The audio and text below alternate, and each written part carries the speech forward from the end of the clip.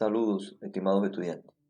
En esta presentación vamos a comentar algunas cuestiones fundamentales que tienen que ver con la redacción de la tesis y las normas APA, estas últimas vinculadas al reglamento de UAPA, que también es un documento rector sobre la confección de la tesis como resultado final del proceso de investigación.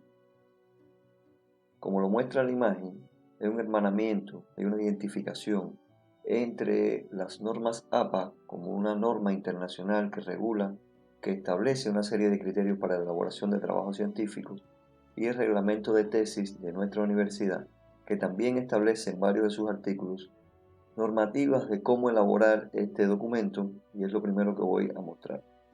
De tal forma que se puede decir que la elaboración de la tesis se debe a un conjunto de reglas, a un conjunto de lineamientos que están tanto en el reglamento de tesis de la universidad como en las normas APA como requerimiento internacional, y que la universidad toma de manera parcial en algunos aspectos que son convenientes para elaborar este documento y recoger el resultado final de la investigación.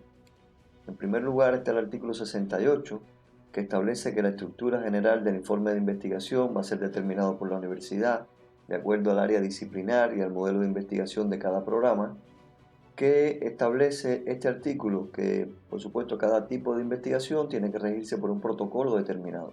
Es por eso que, en dependencia del tipo de investigación que usted tenga, cuantitativa, cualitativa, investigación de acción, etc., usted tiene que ver cuál es el protocolo que ha determinado UAPA para asentar ese resultado de investigación.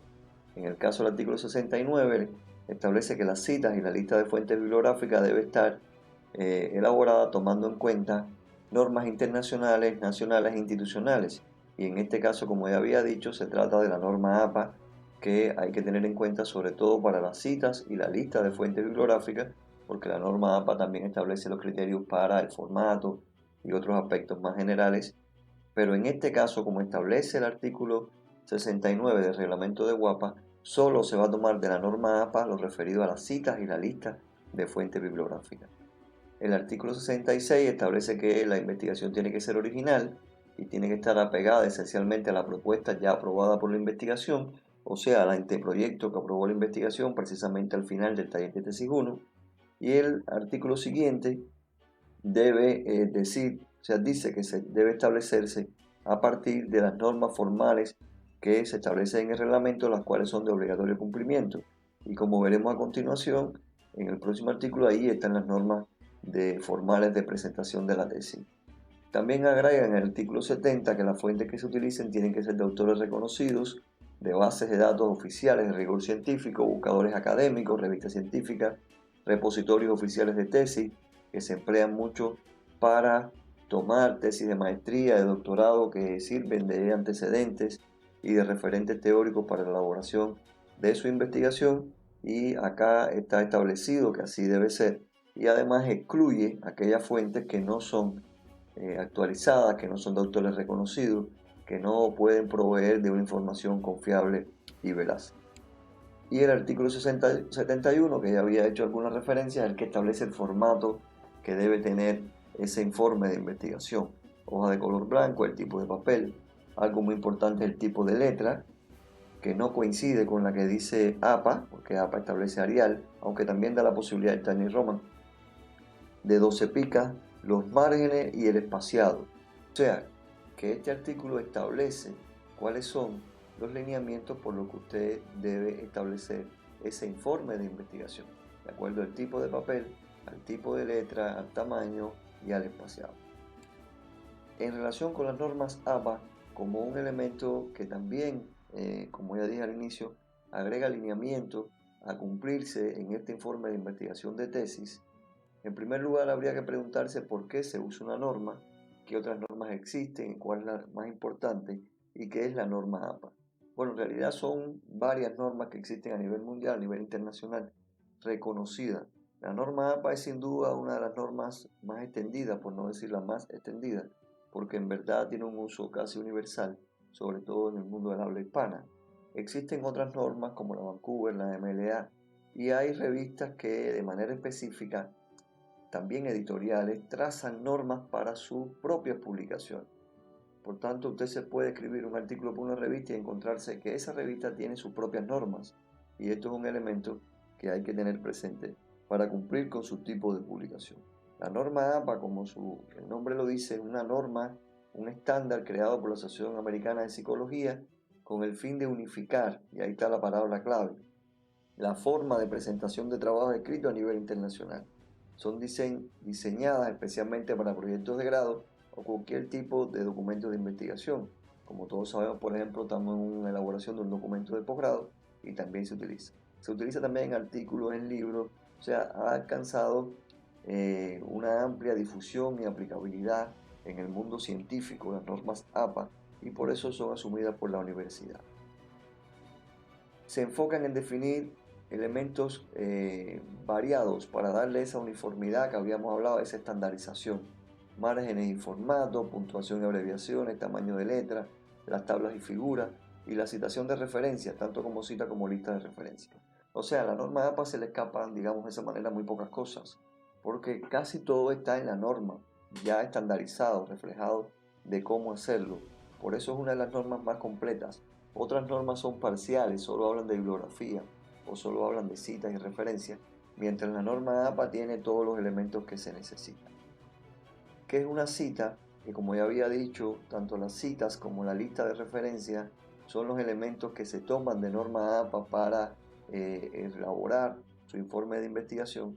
Por tanto, es útil saber qué es esta cita del cual estamos hablando y después vamos a ver qué es la lista de referencias, qué tipo de citas se emplea en una tesis, cuántas citas puedo emplear en mi tesis y qué características debe tener la cita. Sobre todo para subrayar que no hay un elemento que establezca definitoriamente cuántas citas debo emplear. Ni siquiera el balance en por ciento, digamos 30-70 o 30% de cita y 70% originalidad o 50% de cita. O sea, ese por ciento no existe porque es un por ciento que se debe valorar a partir de la utilidad de la cita dentro del escrito científico. En este caso, el informe final de investigación de una tesis de maestría. O sea, ¿cuántas citas utilizar? Aquellas que sean necesarias, aquellas que sea posible utilizar, sin que lacere, sin que limite el carácter de originalidad del escrito que está presentando el maestrante. ¿Qué quiere decir esto? Que si las citas son excesivas en cuanto a su presencia, entonces el maestrante prácticamente no ha hecho aportes, no hay originalidad en su intervención, en su escrito, en su aporte, y por tanto se le puede cuestionar que lo que ha hecho es un trabajo de sistematización de ideas de otros autores, pero no tiene aportes propios y eso limita su desarrollo como investigación. Claro, también puede estar el otro ejemplo, que no tenga citas y que por tanto el no tener citas, aunque para algunas personas puede parecer que todo es original del autor, el no tener citas es el efecto contrario. Lo que está demostrando es que no maneja la literatura, que no conoce los principales autores y que no tiene la capacidad de dialogar con los resultados antecedentes a su investigación, que también aportan elementos valiosos para el fenómeno que se investiga. Por tanto, el no tener citas no es un elemento que añade valor a la tesis, sino que demerita el trabajo que se ha hecho, porque los escritos científicos también tienen que tener la capacidad, los investigadores, los autores, de dialogar, de leer, de resumir los trabajos antecedentes, de plantearlo en su tesis, de tomarlo como referencia, de contrastarlo, de criticarlo. O sea, ese diálogo que se establece con la literatura que ya ha generado información alrededor del tema que se investiga es un elemento que se pondera en una investigación y realza el trabajo del investigador, en este caso del maestrante. En el caso de las normas APA hay una diferencia que se establece y que voy a retomar después cuando hable de la lista de referencias y que es un elemento fundamental que tenemos que llevar muy de la mano y conocer pormenorizadamente. Las citas, como ahí lo dice, son textos que por lo general no son de tu autoría y se insertan en tu artículo de investigación para dar soporte a tus argumentos. ¿Por qué no son? Dice por lo general, porque sí pueden ser de la autoría del mismo maestrante que lo haya publicado en otro trabajo y lo vaya a traer nuevamente acá. Las citas pueden ser textuales o citas parafraseadas, a eso lo voy a explicar más adelante. Y hay otro elemento que es la lista de referencias, que incluye las referencias bibliográficas que el investigador citó en su estudio, y allí hay una palabra clave, citó, o sea, utilizó de manera directa, ya sea en una cita textual o en una cita parafraseada. Por eso la palabra clave que de la lista de referencias es los trabajos que hayan sido citados. Solo incluye esos recursos, los citados en el trabajo, como bien dice esa idea. No se incluyen otro tipo de trabajo que, por muy importante que sea, si no fueron citados en el trabajo, entonces no se incluye. Y la bibliografía, fíjense el nombre, lista de referencia, y ahora viene bibliografía, es la relación o lista de todas las fuentes utilizadas como material de consulta o soporte documental para la investigación y la elaboración de un trabajo escrito o una monografía. O sea, ahí está la diferencia, que en la bibliografía no tienen que ser citadas, son aquellos trabajos que usted leyó, consultó, le parecieron bien porque le proveyó de un elemento que puede ser de referencia, que puede ser de estudio, de conocimiento, pero que usted no citó ni de manera directa ni de manera parafraseada. Por tanto, es opcional para la norma APA. Es obligatorio que en todo trabajo que lleve la norma APA, que cumpla con la norma APA, haya una lista de referencias. Pero es opcional ponerle bibliografía, y esto es un elemento que hay que tener muy bien presente. En el caso de la cita, ¿qué es una cita? Son textos que por lo general no son de la autoría de quien escribe, que son insertados en el texto para dar soporte a la investigación y sus argumentos, y que pueden ser textuales o directas o citas parafraseadas. Por tanto, como ya había dicho, la cita es la idea de otro autor que usted trae de manera directa o parafraseada a su investigación, a su informe de tesis, a su artículo, y que usted lo inserta para dar soporte, para abundar una idea, para respaldar una idea, para resumir también una idea. Por tanto, le da ese bagaje a mi argumento de que otro autor también lo elaboró, lo dijo, y yo lo traigo para reforzar, para complementar, para resumir. Pueden ser, como está resaltado en blanco, textual o directa, o una cita parafraseada. Vamos a ver qué quiere decir esto y cómo se emplea cada uno de ellas, e incluso dentro de las citas textuales o directas, cómo también se emplean, se ponen en la investigación, en el informe, en dependencia de la cantidad de palabras que tengan. ¿Qué es una cita textual o directa y qué es una cita parafraseada? Son preguntas interesantes y que vamos a referirnos. ¿Qué tipo de cita es preferible y qué característica debe tener la cita textual o directa o parafraseada? De estas preguntas quiero referirme en primer momento de qué tipo de cita es preferible para señalar que no existe una cita, un tipo de cita preferible a otra.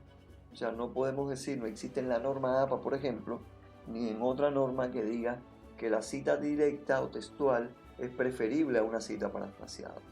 Porque la cita depende del lugar que se vaya a emplear, depende del objetivo con que nosotros hagamos esa cita, depende de cuál es su propósito general en el texto, si es de argumentación, si es de resumen, si es de apoyar una idea que ya nosotros expresamos, o sea que depende del tipo de cita y además depende muchas veces de la extensión de la idea de otro autor que nosotros queremos utilizar, porque como vamos a ver, la cita parafraseada es tomar su idea pero con otras palabras, con nuestras palabras específicamente, pero siempre manteniendo su idea, mientras que la cita textual o directa es decir, la idea del autor, pero sin cambiar palabras ni comas, no podemos cambiar nada, sino de puntuación. O sea, tenemos que hacerla de manera exacta como está. Por tanto, lo que se quiere, lo que se pretende en cada trabajo es que haya un balance, digamos, adecuado a la necesidad. O sea, ¿qué se necesita hacer? ¿Una cita directa o es preferible hacer un tipo de cita que sea parafraseada? Y también depende de cómo vamos redactando. Si redactamos con muchas citas directas, podemos escoger entonces también el tipo de cita parafraseada para refrescar el lenguaje, para cambiar la manera de decir las cosas y que sea más agradable al que lo lee. Eso es otro componente también que desde la escritura puede determinar utilizar una cita textual o directa. Pero reitero la idea que todo está en función de lo que queramos hacer, del tipo de idea que tomemos de otro autor, de su extensión y de la función que tenga dentro de nuestro escrito elaborado.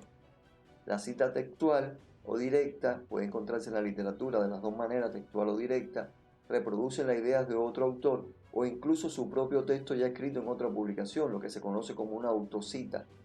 me cito a mí mismo a una idea que ya planteé en otra publicación. Siempre debe referirse al autor, año y la página específica y es obligatorio su inclusión en la lista de referencia. Ahí hay dos elementos fundamentales. El autor tiene que estar, el año y la página en que yo la tomé y esa cita tiene que estar de manera obligatoria en la lista de referencia. Las citas de parafraseo utilizan las ideas de otro autor pero en palabras propias. Recuerden que ya había dicho que esta es la que le cambiamos las palabras por alguna razón, por resumirla, por hacerla más entendible, por rectificar alguna cuestión mínima. Permite resumir y sintetizar información de una o más fuentes, enfocarse en información significativa, comparar y contrastar detalles relevantes. Esos son los motivos por los cuales podemos parafrasear. Y además ahí aclara que siempre se debe referir el autor y el año y la página es opcional. Similar a la cita textual, requiere el autor y el año. A diferencia de la página textual, a diferencia de la cita textual, la página es opcional. Y también, como la cita textual es directa, es obligatoria su inclusión en la lista de referencia.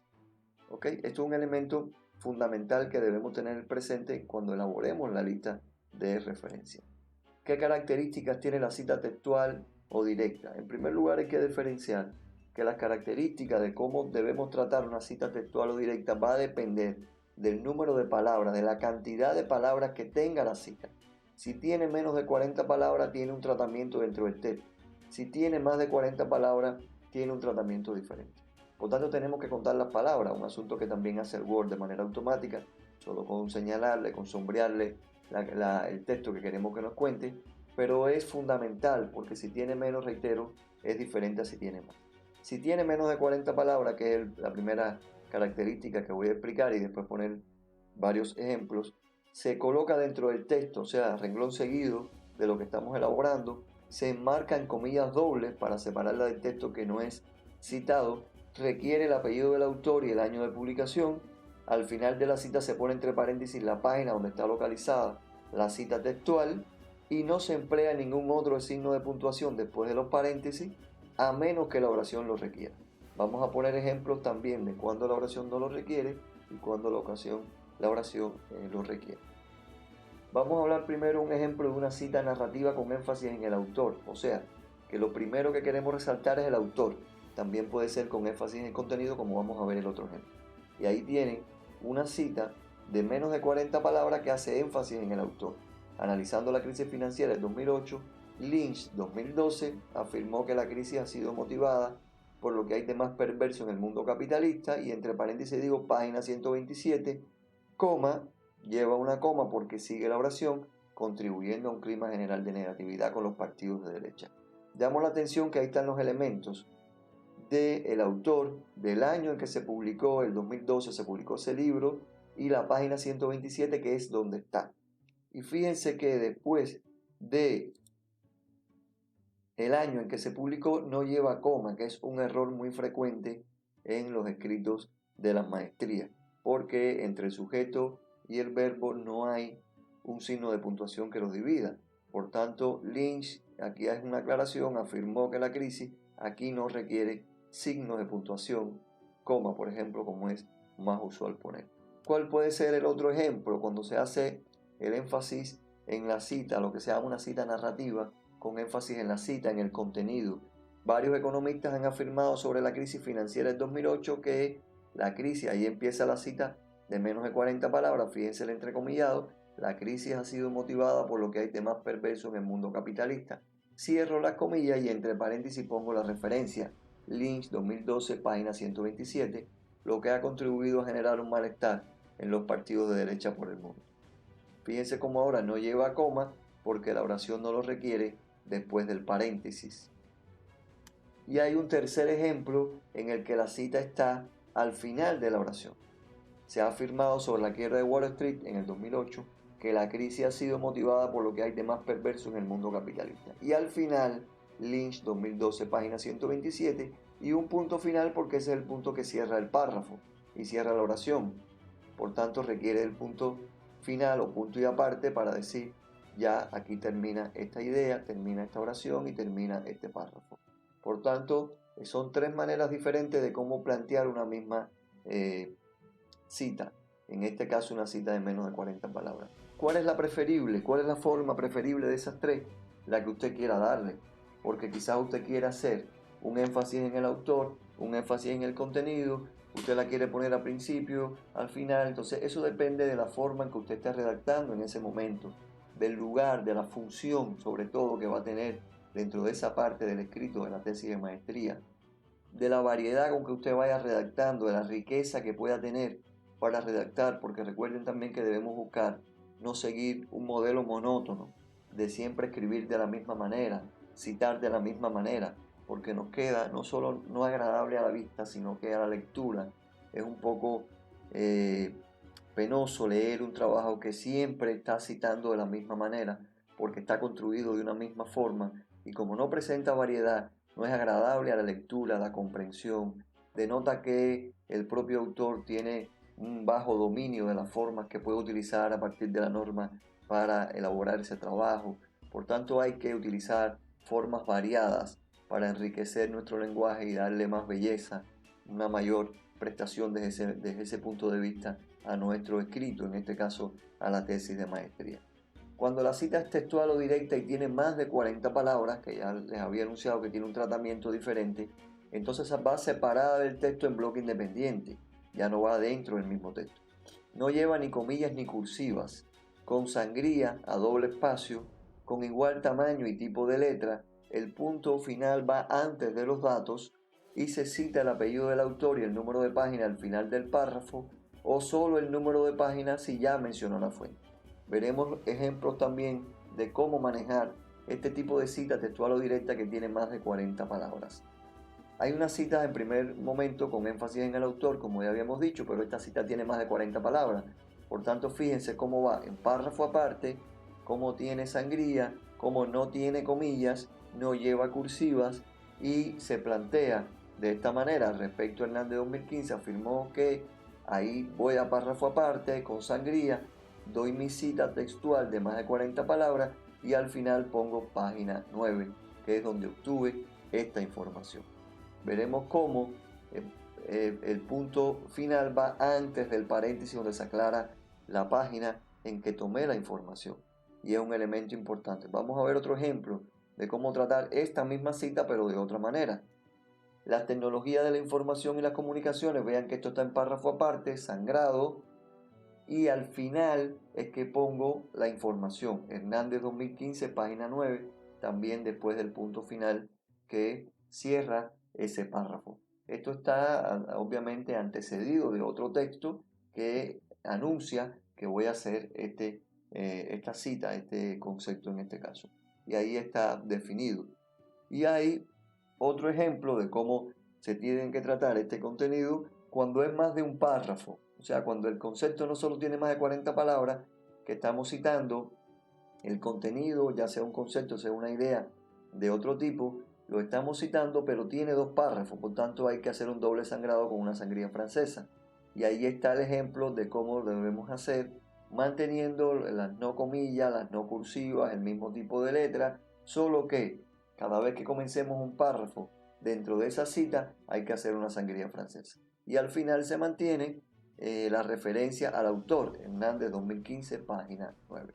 Estos son elementos fundamentales para tratar también de una manera variada, de una manera coherente con la norma APA que hemos venido explicando, cómo hacer estas citas en el caso de que tengan más de 40 palabras. ¿Qué son las citas parafraseadas o citas indirectas, como también se le llama? Recuerden que a las textuales también se le llama citas directas, por tanto en varias bibliografías usted se puede encontrar que le llamen citas indirectas, porque eso hace referencia a que no se está citando directamente al autor. Es la cita de parafraseo indirecta, aquella que utiliza ideas de otro autor, pero en palabras propias del escritor, en este caso el maestrante. Una paráfrasis reafirma la idea de otro autor, pero en tus propias palabras. Eso es lo que es parafrasear y permite resumir y sintetizar información de una o más fuentes, enfocarse en información significativa, comparar y contrastar detalles relevantes. O sea que el motivo por el cual hacemos una paráfrasis es variado. y depende de lo que querramos y necesitemos hacer en ese momento. ¿Qué características tiene la cita parafraseada? Puede estar separada o formar parte del texto. Ahí dan la opción. Usted lo puede hacer de las dos maneras. No lleva comillas ni cursivas y mantiene el mismo tipo de letra, sangría, espaciado del párrafo, de la idea que usted está redactando, el tamaño, como ya dije, el tipo de letra. No hay una diferenciación en cuanto a esos caracteres. Requiere el apellido del autor y el año de la publicación, porque siempre tenemos que decir de dónde tomamos esa idea. Y es recomendado, pero no obligatorio, como en la cita directa, que se coloque el número de página o el párrafo para materiales no paginados. O sea que ahí hay una diferencia ya respecto a la cita directa, que no es obligatorio que usted ponga el número de página o en el caso de que no haya número de página, el número de párrafo para materiales no paginados. Recuerden que hay materiales, por ejemplo, que están en una página web y que no tienen número de página. Por tanto, lo que se pide es que usted ponga el número de párrafo contando desde el inicio al final, pero esto no es obligatorio en la cita parafraseada, es opcional. Claro, si usted lo hace en una cita parafraseada, tiene que hacerlo en el resto, porque tiene que darle uniformidad al texto. Por tanto, tiene que tomar una decisión cuando empiece a escribir. Voy a poner número de páginas o de párrafos en las citas parafraseadas, sí o no.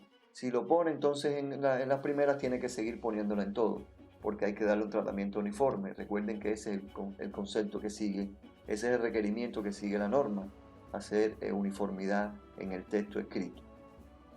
Por ejemplo, aquí hay algunas muestras de cómo podemos trabajar las citas parafraseadas o indirectas con el mismo concepto que habíamos tratado anteriormente, pero en este caso se le han cambiado algunas palabras para acomodar el lenguaje. El cambio en este sentido operó para hacer más comprensible la idea que se estaba transmitiendo, y el cambio no es significativo en cuanto a las palabras, es mínimo, y es con toda intención para que ustedes vean cómo podemos resumir, cambiar estas palabras, en este caso para hacerla más comunicativa, para hacerla más entendible desde un punto de vista, y cómo tratarlas como una cita parafraseada. Al respecto, Hernández 2015 se mantiene el apellido, como establece la norma APA, en ningún caso lleva la inicial ni lleva el nombre, solo el primer apellido. 2015, que es el año en que publicó, afirmó que las tecnologías de la información y las comunicaciones, ahí no hay cursiva, no hay cambio de letra, ni en cuanto a tipo, ni en cursiva, no hay comillas. Doy la idea y después que termine digo página 9, pero es opcional. Reitero esa idea, solo si ustedes quieren poner. Si no, terminaría en el punto y no agregaría ningún paréntesis ni ninguna página. Hay otra forma de hacer esa cita parafraseada, y es cuando hago toda la cita parafraseada y al final pongo la referencia, Hernández 2015. No incluyo el número de página porque, como es opcional, decidí no incluirla. Y esta es la otra forma en cómo la puedo poner. No es preferible aquella anterior a esta, solo depende del empleo que usted le quiera dar, de la variedad, de la riqueza del escrito, de la función que tenga dentro del discurso escrito que voy llevando, planteando ideas y reforzando con ideas de otros autores. La norma APA además establece, como ya había dicho, tratamos el primer segmento que tiene que ver con las citas textuales o citas parafraseadas, plantea lo relacionado con la lista de referencia y la bibliografía, pero ya había dicho que la bibliografía es opcional y por tanto vamos a hablar de la lista de referencia. ¿Por qué tiene que haber y qué importancia tiene una lista de referencia dentro de un trabajo científico, en este caso un trabajo de maestría? En primer lugar, permite identificar la fuente de las ideas, los conceptos y los métodos, las técnicas y los resultados que provienen de estudios anteriores. Permite, digamos, asentado en esa oración que acabo de leer, establecer una línea lógica consecutiva, ascendente, de dónde vienen esas ideas, de dónde vienen esos conceptos, qué otras fuentes dan otros recursos, otros contenidos para abundar en ese mismo tema que se ha estado tratando. Es un segundo elemento, más rigurosidad a nuestro trabajo, ya que expresamos ideas que han sido investigadas y compartidas por otros. Y esto es un asunto neurálgico. Hay a veces un concepto errado de decir, si me pongo a citar otros autores, si me pongo a referirlo en una lista de referencia, puede parecer que yo no investigué. Y eso es un concepto errado. ¿Por qué es un concepto errado? Porque cuando usted hace un buen manejo de la literatura precedente, en los antecedentes, cuando usted sabe identificar, por ejemplo, del tema que usted va a tratar, los principales autores sabe citar los principales trabajos, tomar referencias de ellos, usted está demostrando que conoce del tema que está tratando. Usted está demostrando que estudió, que leyó las principales fuentes, que las resumió, que conoce el trabajo y los aportes de otros autores. Por tanto, citar a otros, tenerlos como referencia no es un demérito, es un plus, es algo añadido, es algo además que es necesario e imprescindible para poder decir, mi trabajo no solo aporta mis ideas, sino que está en diálogo, está en compartir con otros trabajos de valía, de aporte, con autores reconocidos en este tema, que son referentes para todos y yo supe dialogar con ellos, supe tomar sus ideas, supe resumirlas, supe llevarlas a otro escenario como el que yo estoy investigando y aún así hacer mi aporte que también entre en diálogo con esos elementos antecedentes. Por tanto, no es un demérito, es un mérito y es un requisito imprescindible. Si nos encontrásemos, por ejemplo, con un trabajo que no tuviésemos referencia, bueno, pues no es válido, porque usted no ha conocido, no ha entrado en diálogo, no ha criticado o no ha tomado, no ha objetado trabajos de otros autores, como lo requiere un trabajo científico, porque tiene que entrar en diálogo con referentes anteriores y demostrar que hay un nivel de comunicación, de superación, de diálogo, como he dicho, con esos otros autores y sus trabajos. Las personas interesadas, además, como otro elemento que se agrega a la importancia de la lista de referencia, las personas que les interese pueden consultar, pueden ampliar las ideas en otros documentos más extensos, especializados, y eso está en la lista de referencia. Se permite identificar las fuentes originales y confiables donde se obtuvo esa información. Es además un reconocimiento a los derechos del autor de las fuentes empleadas. Esto es un elemento muy importante, demuestra transparencia y seriedad en la investigación y además, muy relacionado con esto, es un ejercicio de honestidad y ética profesional. O sea, está diciendo, estas ideas no son mías, estas ideas son de otros autores que también hicieron investigaciones y que yo tomé como referencia y aquí está la lista de quienes son. Por tanto, es un ejercicio de honestidad, de ética profesional y de demostrar, como ya dije, elementos que tienen que ver necesariamente con el dominio de la redacción científica, porque eso permite tener ese diálogo con otros investigadores, con otras ideas, con otros trabajos que aportan al que estamos elaborando, en este caso en la tesis de maestría. La norma APA establece además que para la lista de referencia hay que seguir una serie de pasos, de elementos en cada una de las fuentes que utilizamos. Y reitero la palabra en cada una de las fuentes que utilizamos porque es completamente diferente cuando asentamos una fuente como un libro e incluso una revista, una página web, una fuente oral o una fuente auditiva, etc. O sea, hay muchos tipos de fuentes. Pero incluso es diferente si ese libro está en versión impresa, si el libro está en una versión electrónica o solo está disponible en versión electrónica. O sea que para el formato que tiene el libro, aunque sea el mismo libro, también hay diferencias y la norma APA lo establece.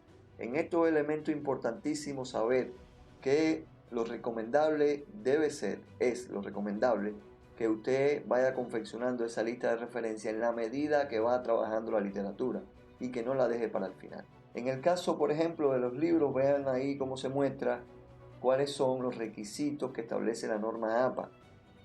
Esta presentación que estoy haciendo no es para tomar de referencia y decir, bueno, vamos a ver cómo se presentó y vamos a elaborar la nuestra, porque lo importante es que eso está en la norma APA.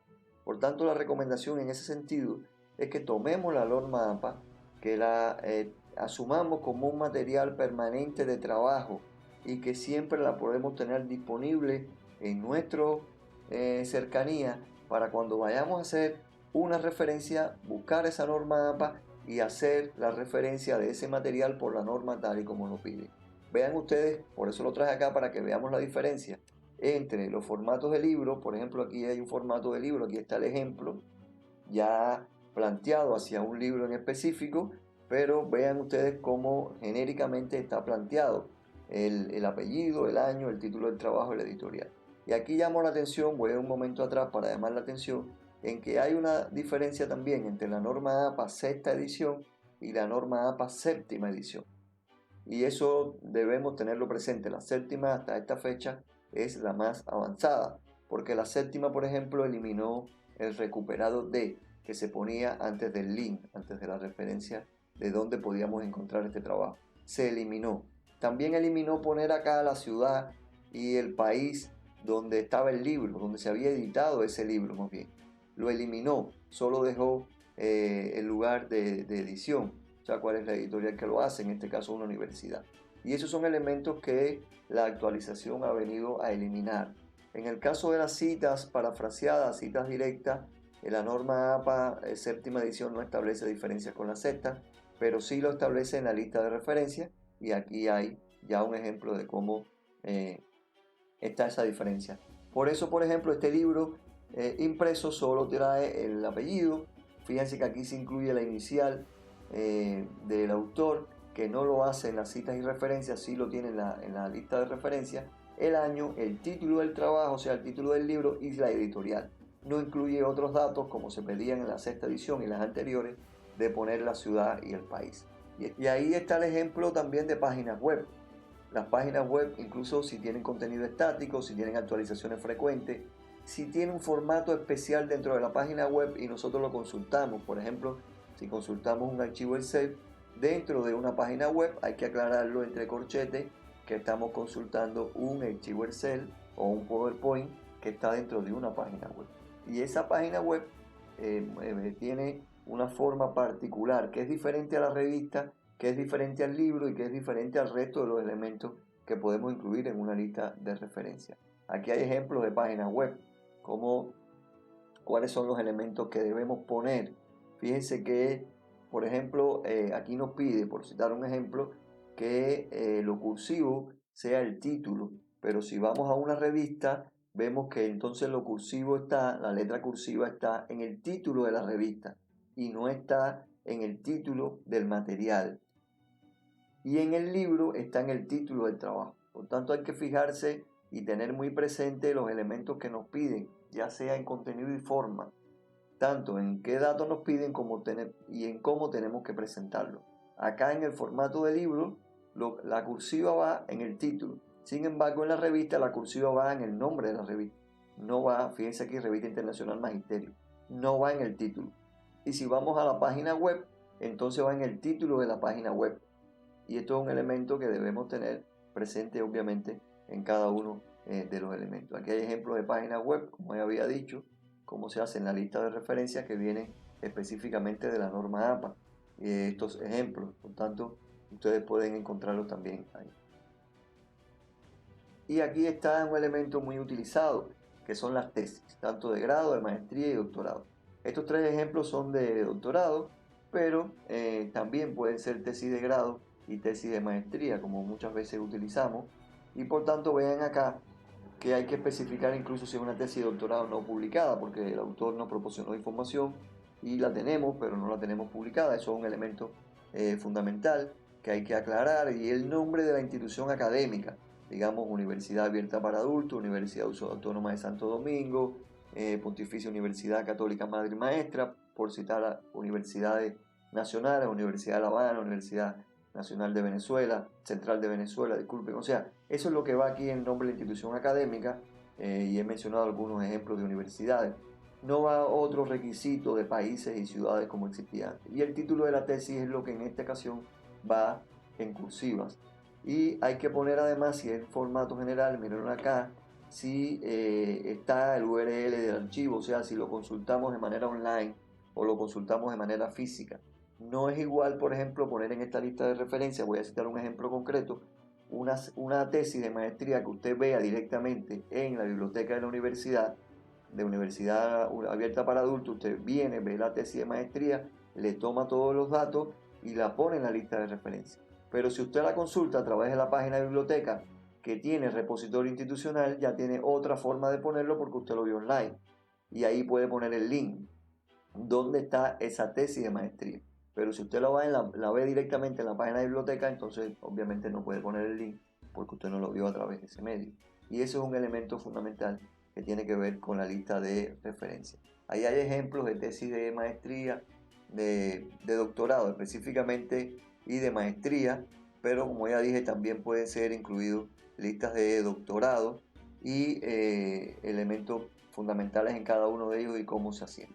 O sea que hasta aquí hemos visto un recorrido de los elementos fundamentales que parten de la vinculación que existe entre el reglamento de Guapa en los artículos que están dedicados a normar cómo es el formato de la tesis y también el contenido, porque habla de dónde viene la fuente, etcétera, que deben tenerse en cuenta para elaborar los trabajos finales de investigación, en este caso el informe de maestría, y cómo también ese reglamento de la universidad establece que hay que asumir normas internacionales, en este caso la norma APA, para elaborar algunos de los componentes de esa tesis de maestría, específicamente lo que tiene que ver con las citas y la lista de referencias, que son dos componentes que hemos explicado también a partir del tipo de cita, de la función que cumple dentro del escrito científico, dentro de su tesis, y finalmente la lista de referencias, cuáles son las pautas para su elaboración y cuál es la importancia que tiene este elemento dentro de una tesis de investigación.